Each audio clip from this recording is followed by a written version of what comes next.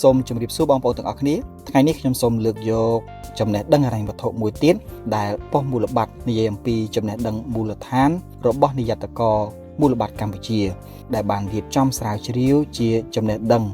ចែករំលែកដល់សាធារណជនស្ដីអំពីគន្លឹះក្នុងការគ្រប់គ្រងហិរញ្ញវត្ថុផ្ទាល់ខ្លួនសម្រាប់យុវជន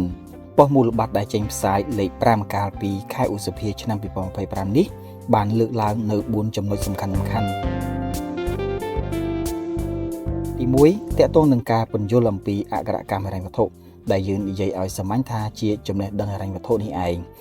ទី2ហេតុអ្វីបានជាយុវជនត្រូវមានចំណេះដឹងផ្នែកហិរញ្ញវត្ថុទី3បញ្ហាប្រឈមផ្នែកហិរញ្ញវត្ថុដែលយុវជនជួបប្រទះនិងទី4គន្លឹះក្នុងការគ្រប់គ្រងហិរញ្ញវត្ថុផ្ទាល់ខ្លួនតោះយើងមកស្វែងយល់អំពីមាតិកាស្រាវជ្រាវមួយនេះទាំងអស់គ្នាទី1តើអ្វីទៅជាអក្ខរកម្មហិរញ្ញវត្ថុឬហៅថាចំណេះដឹងហិរញ្ញវត្ថុអក្ខរកម្មហិរញ្ញវត្ថុគឺជាចំណេះដឹងផ្នែកហិរញ្ញវត្ថុសមត្ថភាពក្នុងការយល់ដឹងនិងជំនាញក្នុងការគ្រប់គ្រងហិរញ្ញវត្ថុប្រកបដោយប្រសិទ្ធភាពដូចជាមូលដ្ឋានក្នុងការសម្រេចចិត្តប្រើប្រាស់លុយកាក់ការសន្សំការវិនិយោគនិងការគ្រប់គ្រងហិរញ្ញវត្ថុផ្ទាល់ខ្លួនជាដើមដើម្បីលើកកម្ពស់សុខុមាលភាពផ្នែកហិរញ្ញវត្ថុផ្ទាល់ខ្លួនឲ្យកាន់តែល្អប្រសើរទី2ហេតុអ្វីបានជាយុវជនត្រូវមានចំណេះដឹងផ្នែកហិរញ្ញវត្ថុការមានចំណេះដឹងផ្នែកហិរញ្ញវត្ថុគឺជាកត្តាដ៏សំខាន់មួយដើម្បីគ្រប់គ្រងហិរញ្ញវត្ថុផ្ទាល់ខ្លួនឲ្យមានប្រសិទ្ធភាពនិងត្រៀមខ្លួនក្នុងការដោះស្រាយបញ្ហាឬវិបត្តិផ្នែកហិរញ្ញវត្ថុនិងជៀសវាងនូវហានិភ័យដោយសារប្រព័ន្ធហិរញ្ញវត្ថុក្រៅផ្លូវការលើសពីនេះចំណេះដឹងផ្នែកហិរញ្ញវត្ថុអនុញ្ញាតឲ្យយុវជនជ្រើសរើសផលិតផលហិរញ្ញវត្ថុសម្រាប់វិនិយោគយ៉ាងឆ្លាតវៃពលគឺការបណ្ដុះចំណេះដឹងផ្នែកហិរញ្ញវត្ថុដល់យុវជននៅថ្ងៃនេះគឺជាការបង្កើនការវិនិយោគដែលមានសក្តានុពលនៅថ្ងៃស្អែកនិងមានសារៈសំខាន់មួយចំនួនទៀតផងដែរដូចជាការសម្រេចចិត្តដ៏ឆ្លាតវៃយុវជនអាចធ្វើសេចក្តីសម្រេចចិត្តប្រកបដោយភាពឆ្លាតវៃនៅពេលដែលពួកគេមានមូលដ្ឋានគ្រឹះនៃការគ្រប់គ្រងលុយកាក់ដូចជាការសន្សំការវិនិយោគនិងការគ្រប់គ្រងឥណទានជាដើមដើម្បីអនុញ្ញាតឲ្យពួកគេស្វែងរកបញ្ហាប្រឈមផ្នែកហិរញ្ញវត្ថុប្រកបដោយប្រសិទ្ធភាពនិងជួយការពារពួកគេពីហានិភ័យហិរញ្ញវត្ថុនិងលើកកម្ពស់សុខភាពហិរញ្ញវត្ថុនារយៈពេលវែងសារៈសំខាន់មួយទៀតក៏បានលើកឡើងអំពីការកាត់បន្ថយភាពតានតឹងផ្នែកហិរញ្ញវត្ថុផងដែរនៅពេលដែលយុវជនមានជំនាញក្នុងការគ្រប់គ្រងហិរញ្ញវត្ថុរបស់ពួកគេប្រកបដោយប្រសិទ្ធភាពពួកគេទំនងជាមិនសូវជួបប្រទះនឹងធុញថប់នឹងសម្ពាធឬអស្ថិរភាពផ្នែកហិរញ្ញវត្ថុនោះទេនឹងជួយពួកគេក្នុងការរៀបចំផែនការហិរញ្ញវត្ថុសម្រាប់គ្រាអាសន្ននិងការចំណាយដែលមិនរំពឹងទុក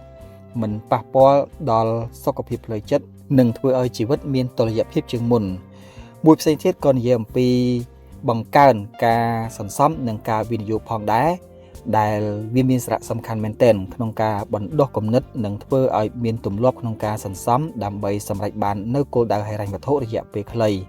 និងជាចន្ទុលផ្នែកហិរញ្ញវត្ថុដ៏សំខាន់ដែលឆ្លើយតបទៅនឹងតម្រូវការហិរញ្ញវត្ថុបន្ទាន់នាពេលអនាគតនិងជួយក្នុងការសម្រេចចិត្តលើការវិនិយោគប្រកបដោយការយល់ដឹងដើម្បីបង្កើនចំណូលអកម្មចំណែកឯទី3គឺនិយាយអំពីបញ្ហាប្រឈមផ្នែកហិរញ្ញវត្ថុដែលយុវជនជួបប្រទះគឺកង្វះចំណេះដឹងផ្នែកហិរញ្ញវត្ថុយុវជនភាគច្រើនមិនមានចំណេះដឹងផ្នែកហិរញ្ញវត្ថុគ្រប់គ្រាន់ក្នុងការគ្រប់គ្រងប្រាក់របស់ពួកគេនោះទេនិងមិនយល់ពីសារៈសំខាន់នៃការរៀបចំផែនការចំណាយបញ្ហាដែលពួកគេកំពុងជួបប្រទះមួយទៀតនោះគឺ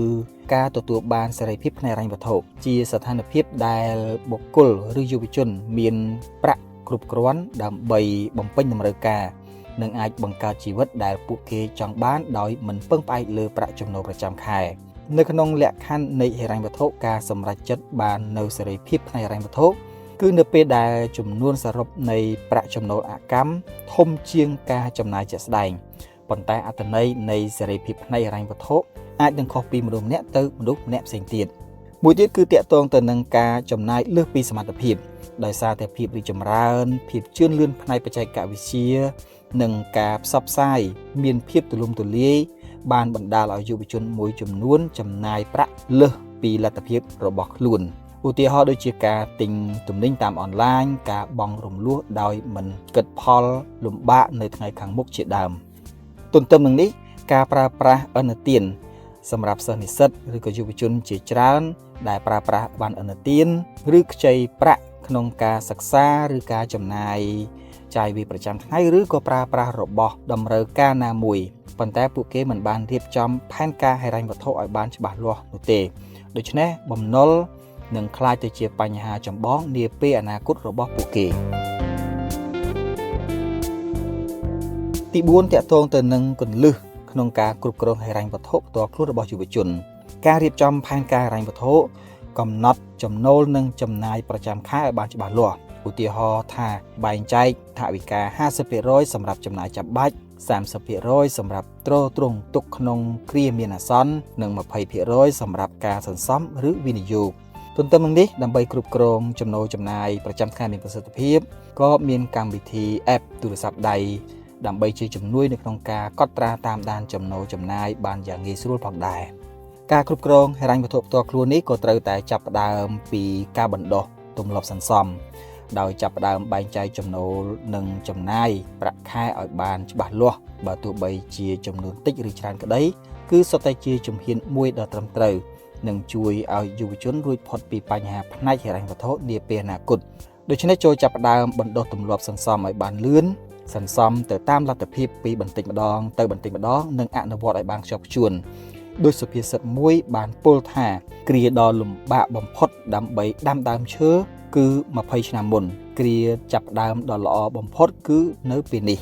បន្ថែមពីនេះការគ្រប់គ្រងហិរញ្ញវត្ថុរបស់យុវជនក៏គួរតែស្វែងយល់និងចាប់ផ្ដើមវិនិយោគនៅក្នុងវិស័យមូលបត្រការវិនិយោគគឺជារឿងដ៏សំខាន់មួយដែលយើងគ្រប់គ្នាគួរតែយល់ដឹងនិងពិចារណាអនុវត្តបន្ថែមពីលើអាជីព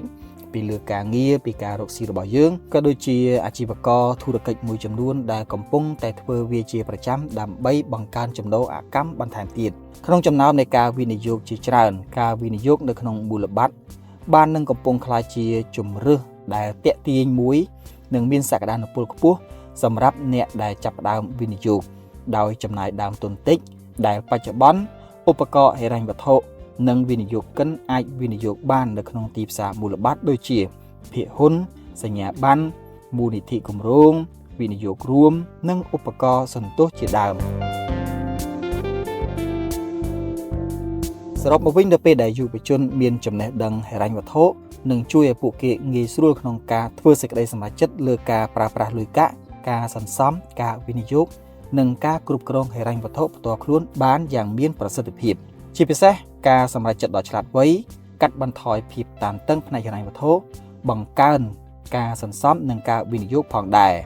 ម្យ៉ាងវិញទៀតនៅពេលដែលយុវជនមានចំណេះដឹងហិរញ្ញវត្ថុពេញលេញពួកគេអាចរៀបចំផែនការគ្រប់គ្រងចំណាយបានត្រឹមត្រូវនិងជាប្រចាំដើម្បីបង្កើតទម្លាប់ចាយវាយឲ្យបានត្រឹមត្រូវតាមខ្ទង់ចំណាយដែលពួកគេបានរៀបចំជៀសវាងការទិញរបស់ដែលមិនចាំបាច់និងខ្ចីបុលគេទិញលាក់នឹងលាក់ទន្ទឹមនឹងនេះមិនថាតិចក្តីច្រើនក្តីសន្សំឲ្យជាប់លាប់ពីមួយខែទៅមួយខែសន្សំដោយមានផែនការនិងគោលដៅច្បាស់លាស់ហើយចាប់ផ្ដើមរៀនវិនិយោគដើម្បីបង្កើតចំណូលបន្ថែមនាថ្ងៃអនាគតសូមអរគុណចំពោះការស្ដាប់វីដេអូ podcast មួយនេះប្រសិនបើបងប្អូនមានអ្វីចែករំលែកទៅលើប្រធានបទនេះឬមានមតិយោបល់កែលម្អសូម comment ក្រោមវីដេអូនេះជួបគ្នានៅវីដេអូបន្ទាប់សូមអរគុណ